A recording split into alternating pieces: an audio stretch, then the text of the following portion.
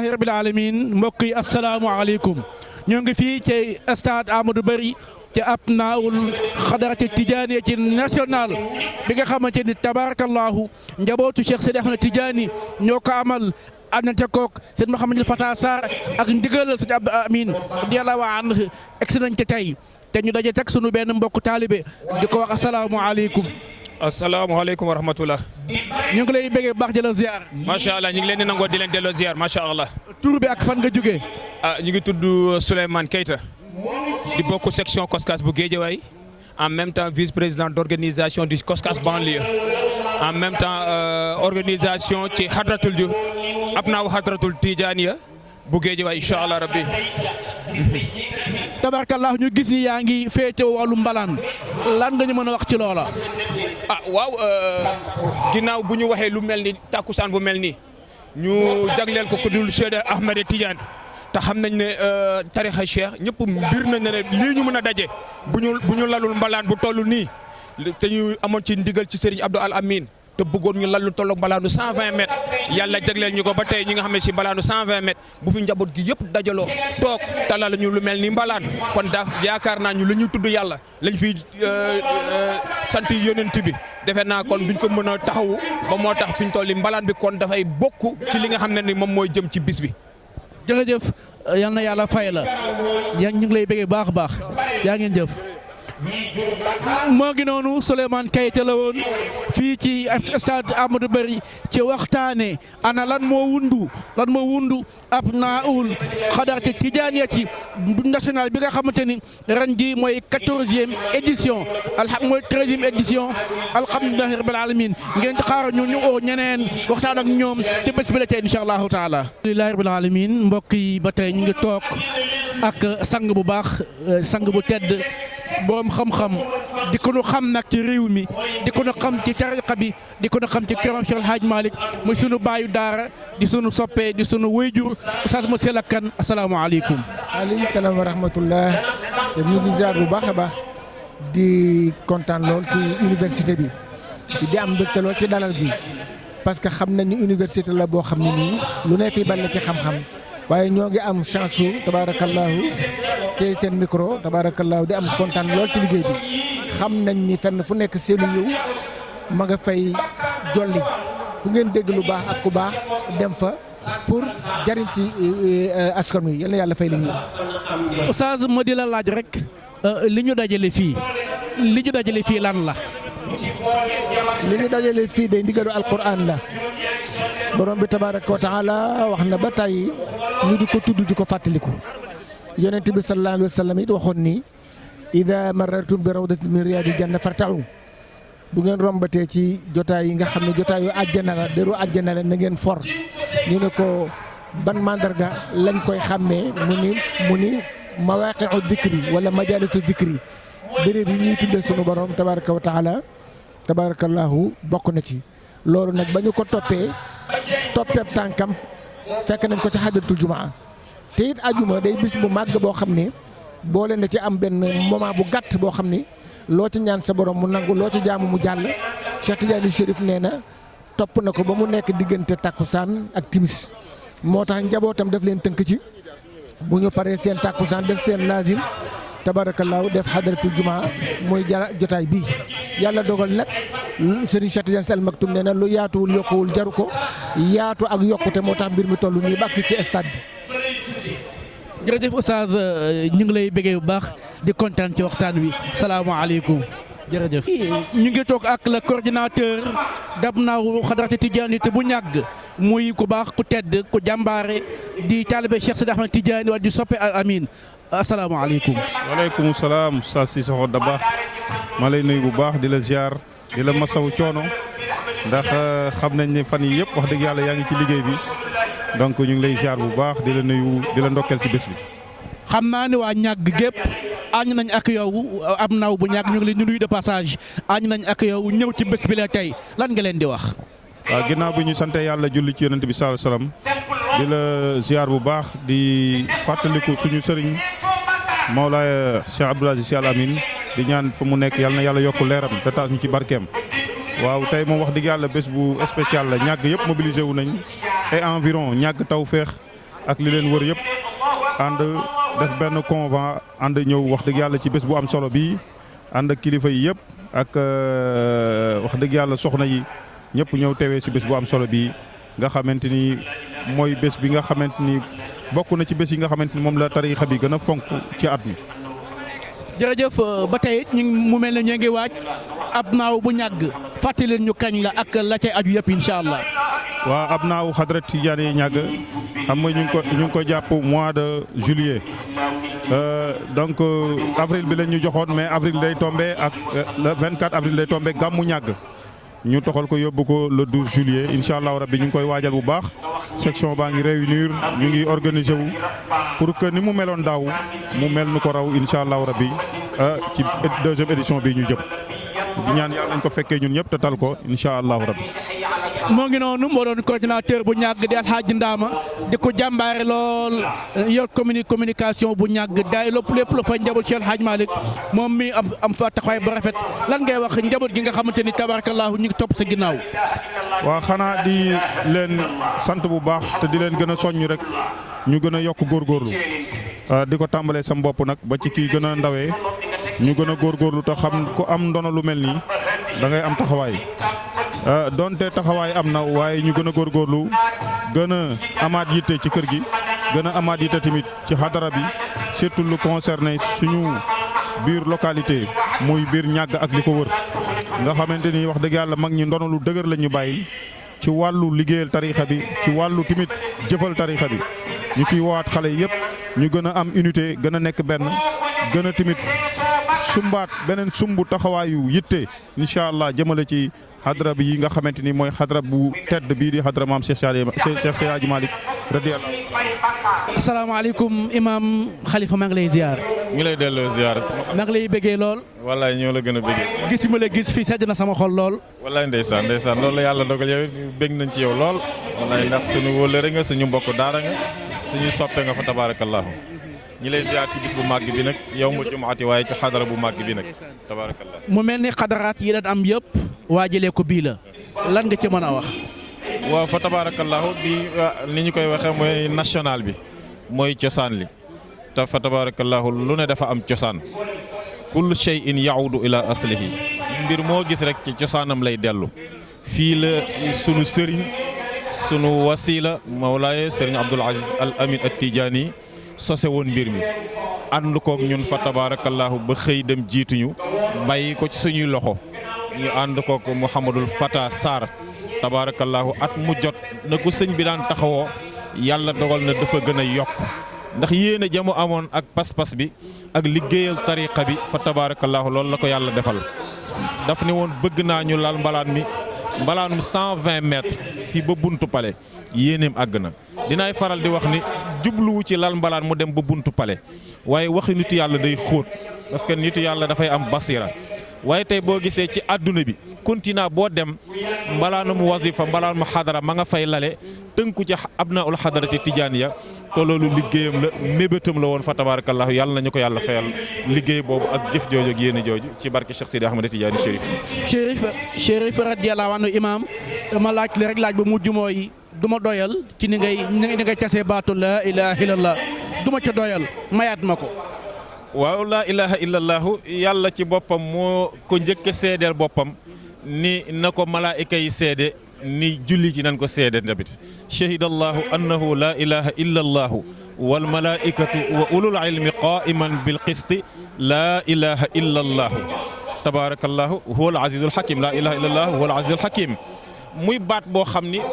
mooy dund doomu aadama bu ñu seetee ni dundam fi muy commencé di dund ba fa muy dundam di yem loolu laa ilaha illallahu moo ko tënk ndax laa ilaha illallah boo dee seet baatu allah xam nga allahu ñeent lettre la di turu yàlla ismuhu zaati alxaqiqi mais allah jooju boo ko jeexee ci biir laa ilaha illallahu di nga ko ci fekk moo tax yonent bi daan wax ni li ma yàlla yónni lu ma mus a wax ñi yàlla yónni lu ci mus a wax baatu laa ilaha illallahu moo ci gën a màgg da ngay seet li yàlla yónni ci ay yonent 123 999 ba ci yonent bi mooy 124 000 yonent bi nee na benn baat la ñu doon véhiculer muy baatu laa ilaha illallah moo tax booy xool yonent yi fi jaar yëpp benn mission la ñu yoroon te amul rupture moo tax nubuwa ak risaala continuité la yonent yëpp li ñu yoroon mooy l'islam bi leen yàlla joxoon mooy laa ilaha illallah mooy ñëw nag ba ci yonent bi jël loolu continuer ko moo tax daa mu daan wax ni yàlla yónni na ma pour ma fésal baatu laa ilaha illallah day jar sax ma génn jaasi xeex kon loolu bu Cheikh Seydi Ahmad Tidiane Chérif ñëwee yàlla jox ko ci particularité am jox ko yonent bi jox ko xadara ni ko dee ko fésal moo tax même biir xadara sax dan lay wax ni la boo mënee boore ñaari baat yi mooy laa ilaha illallah ak allah am na ñoo xam ne dañ ne sax laa ilaha illallah rek lañu la sant nga def ko moo tax baatu laa ilaha illallah rëy am solo boo ko dee wax fa tabarakallahu lépp loo xam ni nekkoon na ci yow ci ay ñuggu-ñuggu borom bi subhanahu wa taala daf koy génn ci yow parce que gis nga fi yàlla di loose ci xol ci doomu aadama mooy xol doomu aadama fi yàlla di loose ci moom muy xol laa ilaha illallahu moo koy raxas ba mu set yàlla ñëw loose moo tax boo ci génnee yàlla rek leneen lu ñëw dootu ko fees lu ñëw dugg bu ko defee da ngay bari njaxas moo tax baatu laa ilaha illallah rëy ci yàlla subhanahu wa taala moom la ñu war a def fii nag ngoon fii ci stade Amadou Barry ànd koog fa tabarakallahu shurafa yi ñëw ki nga xam ni moo toogal Cheikh ca Fass ki nga xam ni moo toogal Cheikh ca Algérie Aynou Madi ñoom ñëpp dinañ ñëw bokk ak ñun jataay bi yàlla nañu ko yàlla nangul ci barke Seydina Muhammad sallallahu alayhi wa sallam. jërëjëf sallallahu alayhi wa sallam imaam Khalifa Diakhaté la woon di sama soppee di ko xam ne du ma doyal ci moom ci waxtaanam ci simplicité am ci mbaaxam ci woyofteem waaye ci dégg xam-xam imaam sa kàddu bu mujj. jërëjëf fa tabaarakallaa ñu ngi lay sant di la gërëm yow it yow sa mission lépp mooy diine ji waaye ak tariqa Cheikh Seydi Ahmad Tidiane Chérif ndax tariqa ba loo xam ne échappatoire la tariqa Cheikh yàlla daf ko jox yonent bi jox ko Cheikh pour mu sauver nit ñi. moo tax Cheikh Al Hadji Malick daan na wax ne échappatoire la ala marratun minha min annaari fidyatun wa mawtun ala al islami fii zaka yursamu kon loolu doy na laisser-passer pour dugg aljanna moo tax ku ko yor te féewoo ko ba dee ci directement aljanna nga jëm yàlla nañu ko yàlla defal ci barke Seydina Muhammad amin alayhi salaatu wasalaam jërëjëf imam asalaamaaleykum oustaz maa ngi lay ziyaara waaleykum salaam wa rahmatullah oustaz Mouhamed ñu ngi lay fay nuyoog ziyaara maa ngi lay béggee bu baax ci gis bi ma la gis fii tey ak lan moo wundu bis bi la tey waa alhamdulilah sant yàlla rek bis bi ñu fi daan teew at mu ne muy ndigal li bàyyeekoo woon ci kilifa gu tedd ga Mawlaay Serigne Abdoul Aziz Al Amin yàlla na buur yàlla dolli leeram jataay boobu mu joxe woon ndigal nga xam ne daf ni woon am na yéen a ñu lalal Cheikh na Ahmed Tidiane mbalaan mu tàll fii ba pale tabarakallahu ndigal loolu la ñu fi dajaloowaat nañu ko waxee woon bi passé ma wax sànq ci benn chaîne ma ne nitu yàlla yi dañoo am gis-gis léeg-léeg ñu wax loo xam ni yow min ko wax doo ko dégg mais boo jëfandikoo rek di nga xam ne ñoom lan ca gisoon yow gisoo ko la Ibrahima Dasuuxi ni woon aleykum bi tasdiqil xawmi fi kulli ma yad'uuna lahu faqad faada al musaddiquuna wa xaaba al mustahzi'uuna nee na maa ngi souhaité képp koo xam ni dégg nga orientation bi jóge ci nitu yàlla yi xamal naa li ne bokk nga ci ñi raw ndax ñoom kat képp ku leen dëggal texe nga waaye képp ku sànq seen njàngale ñàkk koo topp toroxtaange dikkal na la ndigal loolu nag moo ñu fa dajalewaat oustaz muy ndigalu Serigne Abdou Aziz Al Amin. jërëjëf mu mel ni tey mooy tëj mboolem ab naaw yi nga xamante daan nañ ko amal fii ci xadaraat yëpp dana am. waa xadaraat yi xam nga année bi yëpp ay xadaraat la dañ koy lal fu nekk diaspora bi sax am nañ seen i bisu xadara mais tey mooy symboliser lépp luñ mësoon a def moo tax sëriñ bi waxoon nañ ko dàkk ci ajjuma bi mujj ci koor gi dañu koy def rek dugg ci woor damay wax ni bés bii nii dañuy wax ni loo gis am na lu muy puukare woo mais ndakaaru damay wax ni bés bii la ñuy puukare woo ndax bés bi bu ñu ko defee mbooleem musiba yi mboolem balaa yi mboolem tooñaange yi mboolem bekkoor gi mboolem lu naroon a dal ci sous raison bi di naroon a dal ci capital bi li ko wër bés bii moo koy jañ kon bés bii bisu tawfiix la bisu tudd yàlla la oustaz xam nga li yaakaaru na mbooloo mi ñëpp sol lu weex war a rot ci suuf tudd yàlla te ala bi zikrillahi tatmainul qulub te xam ngeen ne xol pour mu am stabilité dafay tudd yàlla te loolu rek moo ñu tax a daje ci mbooloo mi tabarakallahu ñu ko fas yéene lal mbalaan mi def sunu wazifa def sunu xadaratul jumaa ñaanalaat réew mi ñaanalaat adduna ñaanalaat Sénégal tabarakallahu looloo no fi daje mboolem ku fi toog yal na yàlla faj sa aajo lu fi waay def yàlla na ko yàlla nangu tabarakallahu oustaz. sànq bi ñu ngi lay wax salaamaaleykum. waaleykum salaam man la Mouhamed Signaté waaw dëkk Kër Moussar. macha allah ñëw nga ci bés bi tey lan nga fi jàngee tey. waaw li si mën a jàngee moom bëri na waaw li si mën a jàngee mooy Sénégal dañoo war a doon benn parce que bu ñu nekkee benn da ngay gis mbooloo bi ñëpp dañuy bég te lu ñu ñaan yàlla mën nañu koo defal ci loolu waaw ñu nekk benn daal moom la ñu gis ñu bañ a féewaloo ñu xam ne ñu ñëpp benn leen ay doomu juri leen d'abord avant ñu nekk Taliba Cheikh waaw ñu ñëpp ñu booloo nekk benn ñaan yàlla may jàmm réew mi vu que heure bi moom réew mi dafa xaw a jaxasoo ñaanal réew mi ñëw ñaanal réew mi tamit ak tudd yàlla loolu mbégte kese la waaw te dañuy sant yàlla bu baax chaque année ñoo koy fekkee di ñaan yàlla bu mu doon suñu mujjum année incha allah ñu koy yàgg di fekkee incha allahu rabbi. jërëjëf yàlla na yàlla fay la mi ngi noonu kon kenn la woon ci ñi nga xam ne ñëw nañ ca bés bi tey doon bàq borom subhanahu wa taala ñu xaar jël keneen incha allahu taala. asalaamaaleykum oustaz maa ngi lay ziar. waaleykum salaam wa rahmatullahi wa barakaatuhu Seydi Mouhamed ñu ngi lay delloo nuyoo yi ak i ziar. oustaz ci sa biir waxtaan sànq maa ngi dégg nga si ci fukki mbir xam naa du fi xaj waaye nga may ma ci ñaar rek ba ñett ñu barkeeloo ko ci sunu télévision bi ci LMPROD TV. barakallahu oustaz ñu ngi lay ndokkeel ci bis bi ci ndokkeel mbokki jullit yëpp mbokki taalibe yëpp di ñaan yàlla mu nangul nu ko jëf ji tabarakallahu lu mu réy ci bët bu ko yàlla nangoo rek lay door a am solo waaye lum tuuti ba bët mënu caa tege bu ko yàlla nangoo rek mu rëy kon lii yàlla na nu ko yàlla nangul waa abnaul hadrati tijaniya commission scientifique bi nga xam ne ñoom lañ dénk wàllu daara ji ñoo tànnoon ay tomb ni buñ àggee ca bis ba nañ ko fàttalanteeg jaami yàlla yi fàttalante ko doomi jullit yi am ca yooyu nag buñ tànnoon dénk nu ko muy mukaffiraatu zunub yi nga xam ni dafa far bàkkaar te bàkkaar comme ni nga ko xamee jarul xeeb ndax bennam mën naa jural borom mu sax dàkk biir sawara bàkkaar yooyu nag bare gog lu jamonoy gën di dem muy gën a yomb lu jamonoy gën di dem tàbbi ci di bàkkaar di gën a jàppandi loola baax na buñ àggee ci jamono ju mel noonu ñu xam lan moo gën a gaaw ci fari bàkkaar nu fàttali ko jullit ñi ku ci duum ba tàbbi ci bàkkaar nga dal di gaaw jubali ca yay far bàkkaar nga jëfandikoo la yonent sallallahu alayhi wa sallam waxoon ni iza atayta bi sayyi'atin boo juumee ba indi bàkkaar fa atbiha toftal ca bi xasanatin aw yiw wu ko mën a far tamxuha loolu waxu yonent bi la sallallahu alayhi wa sallam waa daara ji tànnoon ci yooyu di fari bàkkaar nag ay point ni buñ àggee ca jotaay ba nañ ko fàttalanteeg jaamu yàlla yi oustaz Mouhamed. jërëjëf oustaz Seydi El Hadj Malick tabarakallahu nekk fi ci Tivaouane Peulh yor fa daara sëñ Babacar Sy mu daara ju màgg man mi ak samay morom jar nañ ci ay loxoom ci njàmbaarteem ci mbaaxam ci tabeem ana ban kàddu ngay tàggoo ak mbooloo mi fii tey. tabarakallahu xanaa di ci ndokkeelaat ñëpp di leen ci ndokkeel yéen itam taxawaay yi gis nañ ko ànd ak télé bi tabarakallahu ñëw couvrir jotaay bi mën ko yaatal ba ñi jotiwul woon ci jotaay bi kenn ku ci nekk mën koo gis moo xam ci biir réew mi moo xam ci bitim réew lu jaajëfal leen ñaan yàlla mu barkeel daara ji barkeel seen bi incha allahu taala ba déwén ak jàmm yàlla ñu ko yàlla fekkeloo. jërëjëf oustaz Seydi El Hadj Malick Mbaye jërëjëf. asalaamaaleykum monsieur, vous allez bien? Wa alaykoum salam wa rahmatullah, je vais très bien. On dirait que vous êtes là juste pour le Khadar Abnaou Tidjaniya.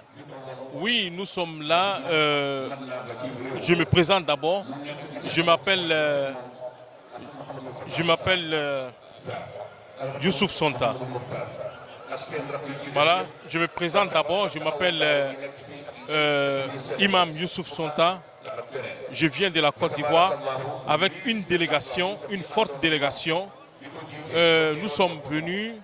pour célébrer la Hadra qui se nomme Abna'u al-Hadra Tijaniya. Inch'Allah. Merci monsieur. Vous pouvez me dire c'est quoi votre voyage ici? C'est quoi? Votre voyage ici.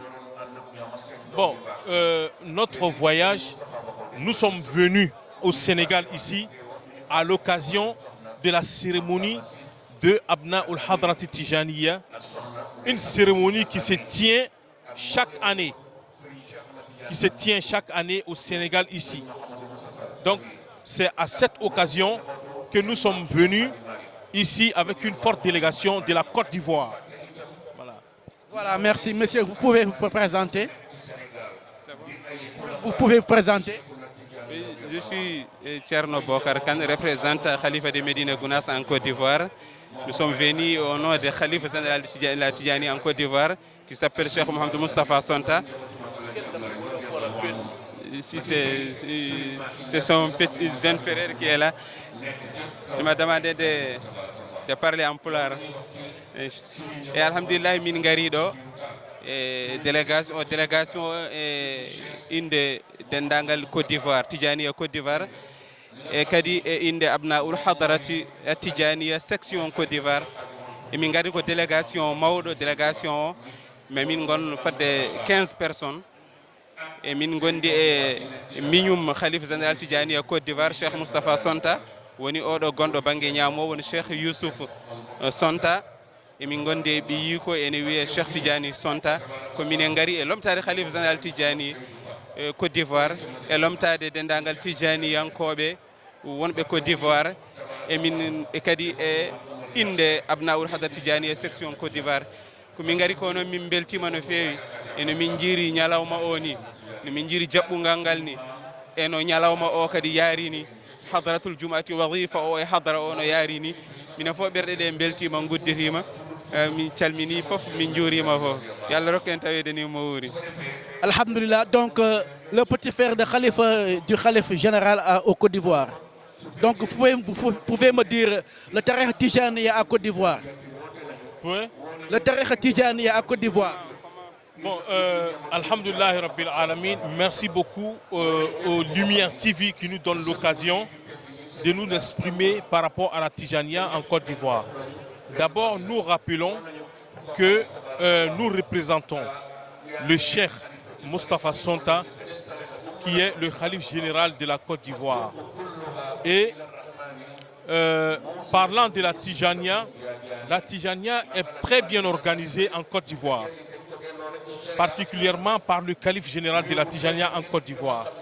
Parce que le Khalife général de la Tidjaniya en Côte d'Ivoire, il a chaque année, il effectue des visites dans des communes et il visite des zawiyas, n'est-ce pas, dans le but de faire,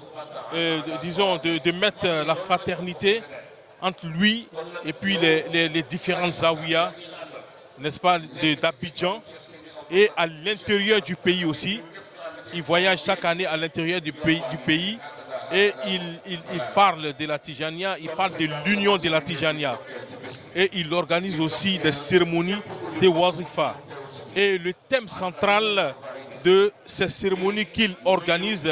c'est l'union de la Tidjaniya, l'union des Tidjani. Donc, autour de cela se tient une conférence, disons, qui se tient sur l'union de la Tidjaniya et qui se suit avec une invocation de la wazifa avant que les gens se séparent. Et c'est comme ça. Donc, pour dire que la Tidjaniya est bel et bien organisée en Côte d'Ivoire par le Khalife général de la Tidjaniya en Côte d'Ivoire. Et en plus, il a aussi il a mis des structures en place, n'est-ce pas? Il a mis des structures en place. Donc, je peux citer quelques structures qu'il a mises en place. Il y a d'abord le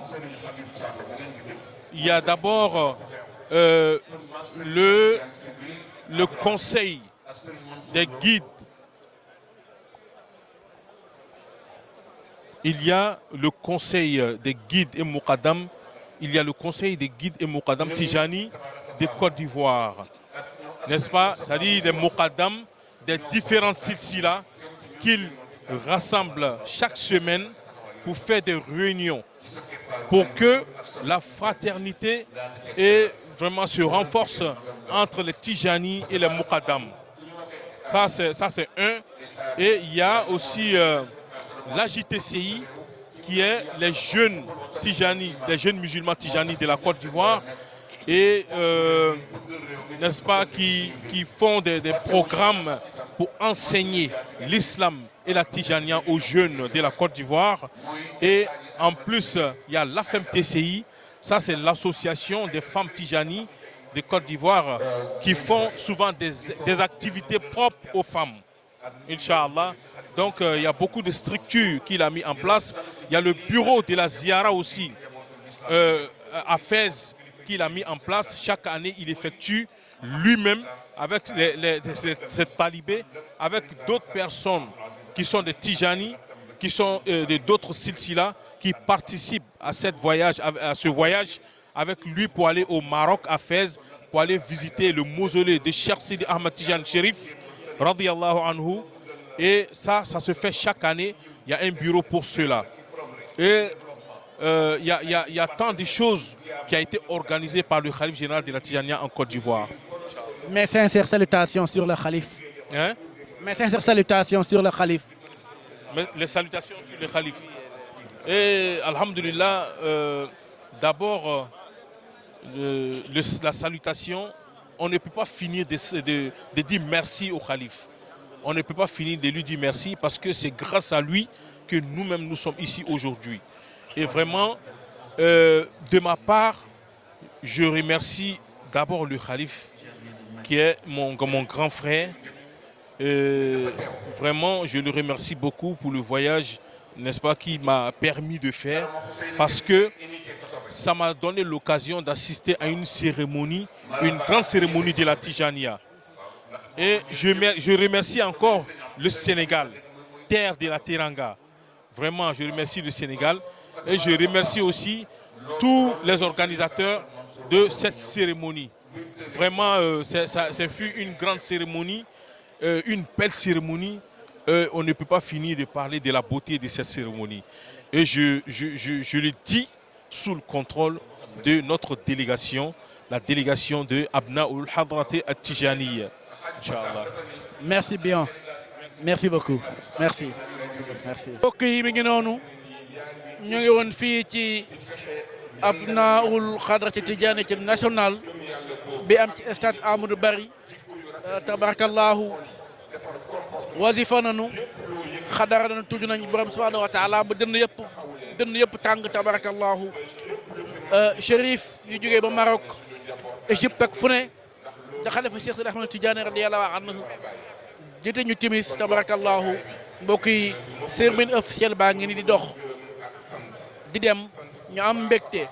bëgg nañu lool te yëf yi ni mu demee bëgg nañu lool ci sëñ Abdou Aziz Al Amin waxoon balaa ma bëgg ñu lalal ma mètre malaanu 120 mètres ba buntu palais loolee mbokk yi yàlla amal na ko loolee mbokk yi yàlla sottal la ko tey partout ci monde bi foo dem ci àddina Abnaoul Hadraté Tijaniyya ànd ko Fata Sarr samp nañu fa malaan di bàq yàlla subhanahu wa taala kon lii mbokk yi ñaanu ko sëñ Abdou Amin la yal na yàlla yokki leeram tas ñu ci barkeem Mawlaaya Cheikh Hadj Mouhamadul Mansour Dabakhi mi ngi fi Cheikh Tidiane Sy Dabakhi mi ngi fi tabarakallahu ñeneen ñu ngi fi ngir waajalee ko bés bu màgg bi nga xam ni tabarakallahu kon nag ñi nga am mbégte bu baax a baax